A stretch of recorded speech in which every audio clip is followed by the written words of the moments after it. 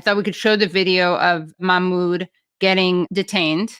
Going to be under arrest. So turn around. Okay, let's not. Okay, he's not resisting. He's giving me his phone. Okay, he's not. I understand. He's not resisting. There's no need for this. Don't worry about it. You're gonna have to come with us. Don't worry. I'm coming with you. Don't worry. No one's resisting. No one's getting worked up.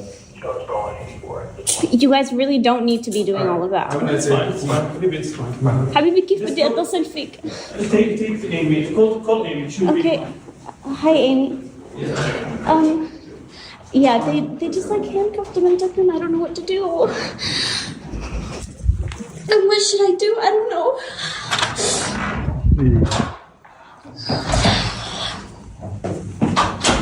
Noor.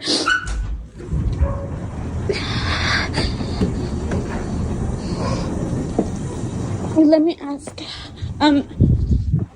Can we get a name, please? Of can we get your name? I understand the lawyer is asking for your name. Go over there. No, we don't give our name. The lawyer's asking for your name. He's saying they don't give their names.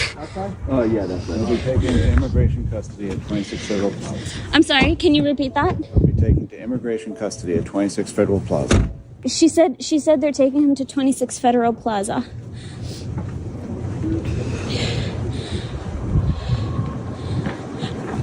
Can you please specify what agency is taking him, please? Excuse me. They're not talking to me. I don't know. He's literally driving off. And he didn't even answer any of my questions. Imagine they just came back from dinner. Yeah. And I'm afraid that's probably just the beginning. Right. This is happening all over the country, with people who are speaking out against these atrocities. It's also happening to migrants in the country, as we said, Venezuelan migrants who were here, because their country was collapsing because of the intentional meddling in Venezuela, sanctions, behind the scenes shenanigans of the United States government. And just because, you have a tattoo, you can find yourself being dragged off and put into a notorious torture prison in El Salvador, a rented dungeon agreed with Donald Trump for $6 million without any due process, without any hearing, without any trial.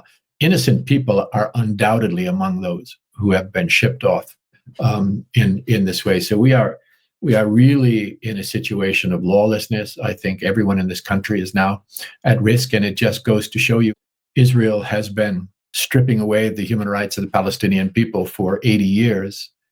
Now, effectively that contagion has found its way into Western countries, Germany, the UK, the United States, where human rights are being eroded in the name of this small, oppressive foreign regime in the Middle East. And it is a human rights story as old as the notion of human rights, that impunity always leads to more violations. And if we don't stop this thing now, I hate to think what's coming. Oh yeah, this is relevant. So this before the Mahmoud Khalil issue, there were some students expelled from Barnard for interrupting a class, and it was the first expulsion of students for protest since 1968. And before 1968, the last time someone had been expelled for a student protest was 1936. And that student protest was an anti-Nazi rally, right? So this is something that the great Susan Abu Hawa tweeted out. It's a screenshot of the New York Times, Friday, September 25th, 1936. Columbia hears plea from expelled student. Bark and two other speakers demand his reinstatement. At gathering of 500, 3 members of the American Student Union, including Robert Burke, who was expelled in June for leading the anti-Nazi demonstration last May, addressed a gathering of 500 students. So they are in good company, these students who are getting in trouble, but it's absolutely shameful. And we also have a letter from Mahmoud Khalil, which I thought we could look at part of it. So he wrote this from jail. My name is Mahmoud Khalil, and I'm a political prisoner. I am writing to you from a detention facility in Louisiana, where I wake to cold mornings and spend long days bearing witness to the quiet injustices underway against a great many people precluded from the protections of the law. Who has the right to have rights? It is certainly not the humans crowded into the cells here. It isn't the Senegalese man I met who has been deprived of his liberty for a year, his legal situation in limbo, and his family an ocean away. It isn't the 21-year-old detainee I met who stepped foot in this country at age 9, only to be deported without so much as a hearing. Justice escapes the contours of this nation's immigration facilities. On March 8th, I was taken by DHS agents who refused to provide a warrant and accosted my wife and me as we returned from dinner. By now, the footage of that night has been made public. Before I knew what was happening, agents handcuffed me and forced me into an unmarked car. At that moment, my only concern was for Noor's safety. I had no idea if she would be taken too, since the agents had threatened to arrest her for not leaving my side. DHS would not tell me anything for hours. I did not know the cause of my arrest or if I was facing immediate deportation. At 26 Federal Plaza, I slept on the cold floor. In the early morning hours, agents transported me to another facility in Elizabeth, New Jersey. There, I slept on the ground and was refused a blanket despite my request. My arrest was a direct consequence of exercising my right to free speech as I advocated for a free Palestine and an end to the genocide in Gaza, which resumed in full force Monday night. With January's ceasefire now broken, parents in Gaza are once again cradling two small shrouds, and families are forced to weigh starvation and displacement against bombs. It is our moral imperative to persist in the struggle for their complete freedom. I was born in a Palestinian refugee camp in Syria to a family which has been displaced from their land since the 1948 Nakba. I spent my youth in proximity to, yet distant from, my homeland. But being Palestinian is an experience that transcends borders.